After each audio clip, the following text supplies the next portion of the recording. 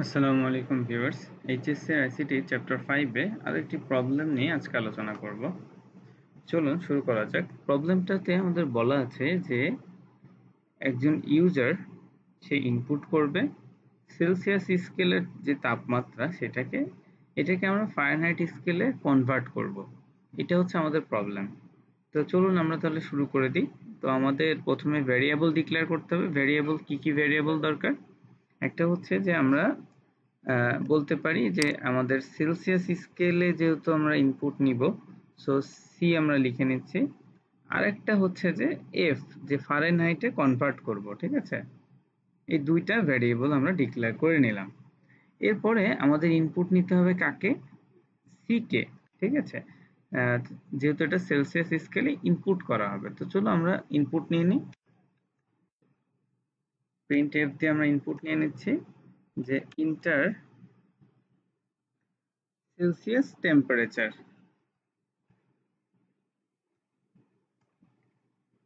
Celsius temperature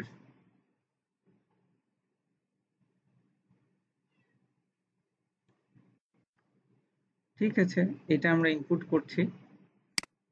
তো আমরা একটা মেসেজ দিয়ে দিলাম, এরপর আমরা বলছি স্ক্যানএফ করব ইনপুটটা নেওয়ার জন্য। ঠিক আছে, আমরা যেহেতু এটা ইন্টিজার টাইপসের ডাটা দিয়েছি, সো আমরা %d লিখে দিলাম। আমরা ইনপুট নিতে চাচ্ছি কাকে? C K. সি যেহেতু আমাদের ডিক্লেয়ার করা আছে, সো আমরা এই যে এরকম একটা অপারেটর আছে না আমাদের এন্ড এর মতো, বা যেটাকে আমরা অ্যাড্রেস অপারেটর বলছি, এটা দিয়ে দিলাম, এরপরে সি দিলাম। তাহলে আমাদের ইনপুটের কাজটা শেষ হয়ে গেল। এবার আসো যে আমাদের ফাইনাইট স্কেলে যাওয়ার জন্য আমাদের একটা ফর্মুলা আছে, সেই ফর্মুলাটা আমরা এখন ব্যবহার করব। ঠিক আছে, সেটা হচ্ছে যে এফ ইকুয়ালস টু, ফর্মুলাটা তোমরা সবাই বইতে হয়তো পড়েছো, যারা ক্লাস 11 বা 9, 11-এ যারা পড়ছো তারা তো অবশ্যই পড়েছো, 9-এর বইতেও অনেক আগের দিকে ছিল, এখনকার অবস্থা আমি জানি না। যাই হোক, আমরা 9 × c, তোমরা ওই যে যেই ফর্মুলাটা দেওয়া থাকে ওইটাকে একটু ভেঙে লিখলে পারে এরকম আসে। ঠিক আছে, 5 + 32। ঠিক আছে, এখন আসো যে আমরা এটাকে, আমাদের ফর্মুলাটা বসানো হয়ে গেল, দেন আমরা এখন আউটপুট দেখব। তার মানে আমরা যেটা ইনপুট নিয়েছি সেটা এখন আমাদের ডেটাটা প্রসেস করা হয়ে গেছে, আমরা এখন এর আউটপুটটা দেখতে চাচ্ছি। তাহলে এটা আমাদের কিসে গেল? কনভার্ট হলো ফারেনহাইট। তাহলে আমরা হচ্ছে ফারেনহাইটে লিখে দিচ্ছি, ফারেনহাইটে কনভার্ট হচ্ছে টেম্পারেচারটা।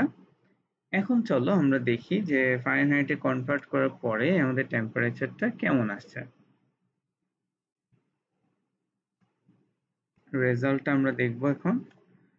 আমাদের এই পর্যন্ত কাজ শেষ। আমরা একটু এক্সপ্লেন করে দিই। সেটা হচ্ছে, প্রথমে আমরা বললাম যে প্রবলেমে আমাদের সেলসিয়াস একটা টেম্পারেচার নিতে হবে যেটা ফারেনহাইটে আমরা কনভার্ট করব। তাহলে আমরা সেলসিয়াসকে ইনপুট নিলাম। এরপরে আমরা ফারেনহাইটের একটা ফর্মুলা আছে, এটা তোমরা নেট থেকে নিতে পারো, অথবা তোমাদের যে বইতে ফর্মুলাটা আছে ওটাকে সুন্দর করে একটু ভেঙে নিবে, তাহলে এটা আসবে। দেন এই যে ফারেনহাইট টেম্পারেচারটা যে এখানে রাখলাম, হ্যাঁ, এটা কনভার্ট করে দেন সেটাকে আমরা এখানে প্রিন্ট করে দিচ্ছি। চলো আমরা এখন আউটপুটটা দেখি। ঠিক আছে, ধরো আমি সেলসিয়াস টেম্পারেচার বলছি যে 100, হ্যাঁ, ইনপুট দিচ্ছি 100। আমার টেম্পারেচার ফারেনহাইটে দেখো 212 আসছে। যদি 212 এসে থাকে তাহলে এটা ঠিক আছে। ঠিক আছে, চলো আমরা আরেকবার রান করি। ধরো আমরা যদি এটাকে 106 দিই, 105 দিই, তাহলে কত আসবে? 221 আসছে। ঠিক আছে, তার মানে আমাদের এটা ঠিক আছে। তাহলে আমাদের সেলসিয়াস স্কেলে আমরা যে টেম্পারেচারটা নিচ্ছি সেটা আমাদের ফারেনহাইট স্কেলে গেলে কত আসবে সেই রেজাল্টটা আমরা কনভার্টটা শিখে ফেললাম। আজকের মতো আমরা এখানে শেষ করব। খুব ছোট ছোট কিছু প্রবলেম সলভ করছি, তোমরা আস্তে আস্তে এই ছোট প্রবলেম থেকেই বড় প্রবলেমগুলো চিন্তা করা শিখতে পারবে। এই জন্য আমি ছোট ছোট প্রবলেম অন্তত 100টা মতো দেখানোর চেষ্টা করব। দেন আস্তে আস্তে কঠিনের দিকে যাওয়ার চেষ্টা করবো, মানে ফাংশন লিখে লিখে কিভাবে কোড করতে হয়। এরপরে আস্তে আস্তে অবজেক্ট ওরিয়েন্টেড প্রোগ্রামিং এর দিকে যাব, ঠিক আছে? তো তোমরা যারা কম্পিউটার সায়েন্স পড়তে যাচ্ছ, এইচএসসি আইসিটিটা শেখার মাধ্যমে পরবর্তীতে তোমাদের ড্রিম হয়তো কম্পিউটার সায়েন্স বা ট্রিপলি করা বা ইসিই করা বা আইসিটি করা বা আইসিই করা, যে ডিপার্টমেন্টে যাও না কেন, হোয়াট এভার, কোনো ব্যাপার না। কিন্তু তোমার যদি কম্পিউটার সায়েন্সের যাও বা যেখানে যাও, প্রোগ্রামিং কিন্তু থাকবে। তো তোমরা যেন প্রোগ্রামিং এ ভালো করতে পারো, এই জন্য আমি খুব ডিপে যাওয়ার চেষ্টা করছি, ঠিক আছে? তো ভালো থাকবে সবাই, আজকের মতো এখানেই শেষ করছি। আর অবশ্যই চ্যানেলটিকে সাবস্ক্রাইব করে রাখো, প্রচুর পরিমাণ রিসোর্স দেওয়ার চেষ্টা করছি। আসসালামু আলাইকুম ওয়া রাহমাতুল্লাহ।